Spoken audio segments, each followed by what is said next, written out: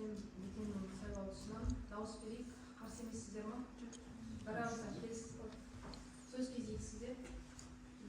Құрметті ауылдастар, бүгін қоғамдық тыңдалу тақырыбы жалпы Жамбыл облысы әкімдігінің ветеринария басқармасының Жамбыл облысының ветеринария станциясы шаруашылық жүргізу құқығындағы коммуналдық мемлекеттік кәсіпорын Мойынқұм ауылындағы биотермиялық шұңқыр қоршаған ортаға әсер етуге рұқсат алу мақсаты рұқсат алу болып келіп тұр.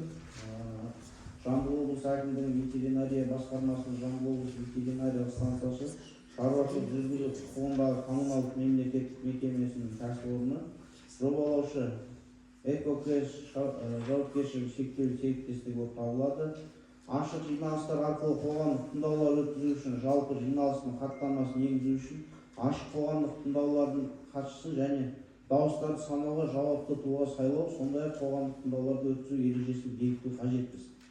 Жалпы жиналыстың қатысушы және дауыстарды санауға жауапты тұлға болып Экокэш жауапкершілігі шектеулі серіктестігінің өкілі Бабутаева Жанерке Бақытқызын сайлауды ұсынамын. Дауыс берулеріңізді сұраймын. Қарсы қалыс? Жоқ. Ашық жиналыстар арқылы қоғамдық тыңдаулар өткізу регламенті баяндамаларға 5 минут уақыт беріледі.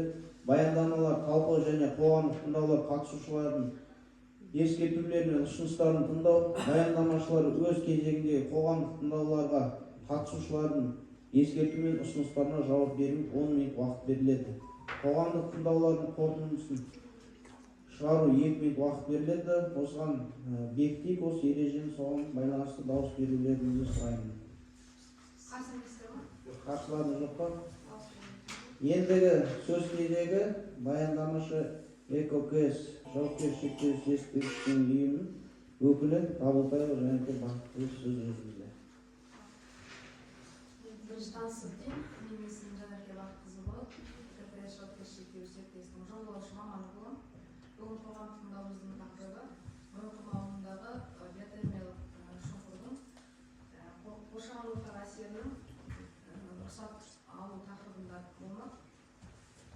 Қазақстан Республикасының экология кодексінің 58-ші бабының 1-ші тармағына, 70-ші бабының 2-ші тармағына сәйкес қоғамдық тыңдаулар өткізу қағидалары бекітілген.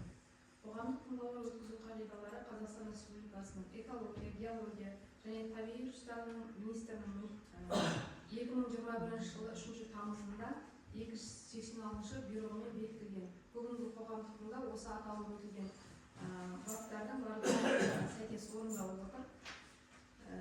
Қарастырылып отырған нысан биотермиялық шұңқыр Жамбыл облысы Мойынқұм ауданында, ауылының маңында орналасқан. Дәлірек айтқанда 31-ші есептік ауданында 200-ші учаскесінде орналасқан. Кәсіпорынның негізгі қызметі биологиялық қалдықтарды залалсыздандыру және жою.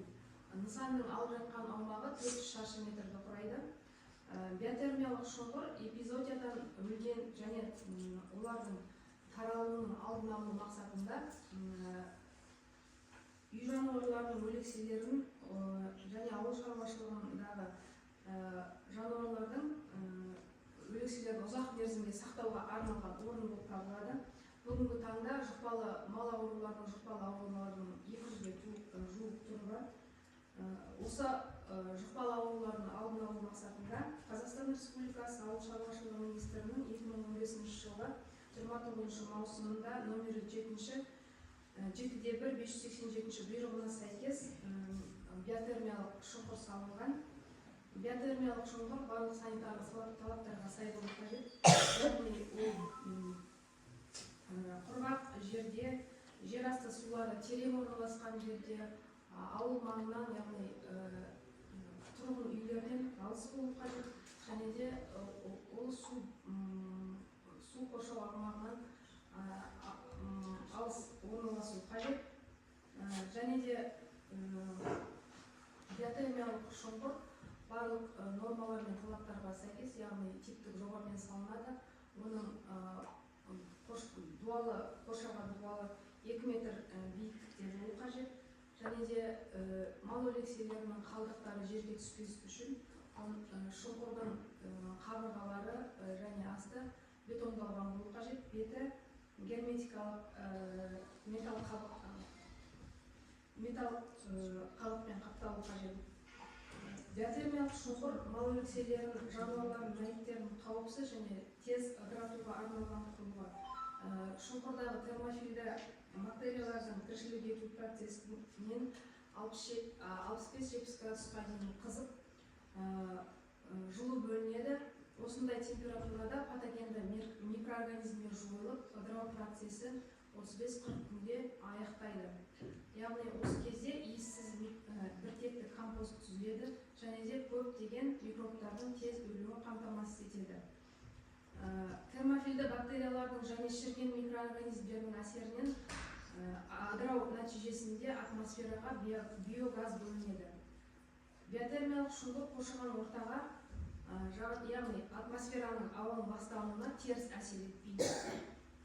Қазақстан Республикасының 2021 жылғы 2 қаңтарындағы нөмір 400 экологиялық кодексінің 2 қосымшасының 6 тармағындағы 6.4 тармақшасына сәйкес биотермиялық шұңқыр 2 санаттағы объектілерге жатады.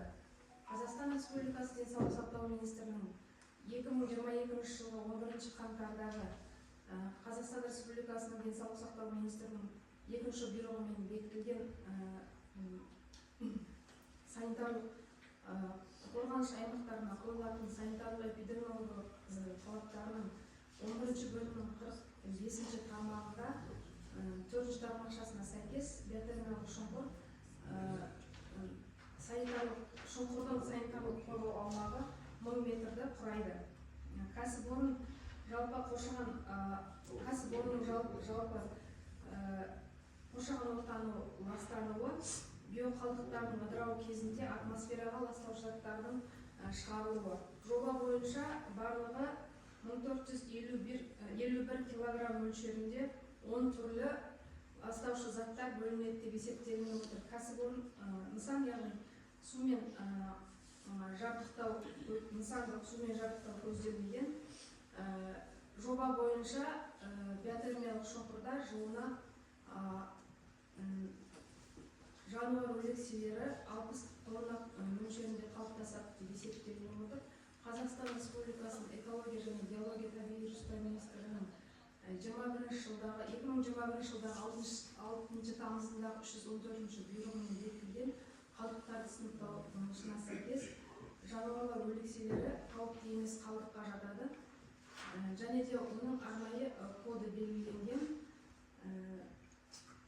Осымен менің баяндамам аяқталды. Бүгінгі ашық жиналыстың қоғамдық тыңдаудың тақырыбына сәйкес сұрақтарыңыз болса, сұрақтарыңызды қойыңыздар. Құрметті ауылдастар, баяндама аяқталды. Сұрақ бойынша қоя берсеңіздер мақсат. Биотермиялық шұңқыр деген жалпы білесіздер, өздерінің беткейлі шұңқыр деп айтады ғой, біз жақта. Оның соның бойынша жаңа айтып өтті, сұрауға рұқсат етілген уақыт өтті. Енді сол мойынқұмалында сол биотермиялық шұңқырды қайтадан 10 жылға созу деді.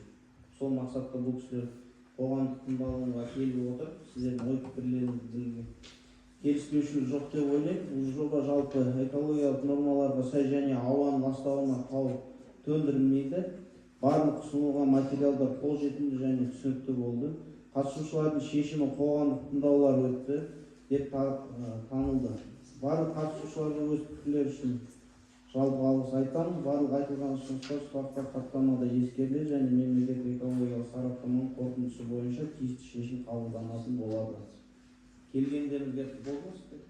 Слайд бұзып тұр, бағана орналасқан орнына шұңқырдың мойынқұмалуынан шығысқа қарай 2 километр қашықтықта яғни сайттардың нормаларына сәйкес. Қай заңмен бекітілген бәрін жерде жазылып өткен. Бұл осы бойынша бізге тағы ақпарат берсеңіздер, біз өзіміздің әлеуметтік желі бар, басқа WhatsApp группалар бар, соларға тарататын боламыз. Қандай заңда қай өзгерістер болған туралы жалпы мынау биотермиялық шұңқырларды ауылдың тұрғындары жалпы біледі. Рахмет келгендеріңізге. Жақсы, сау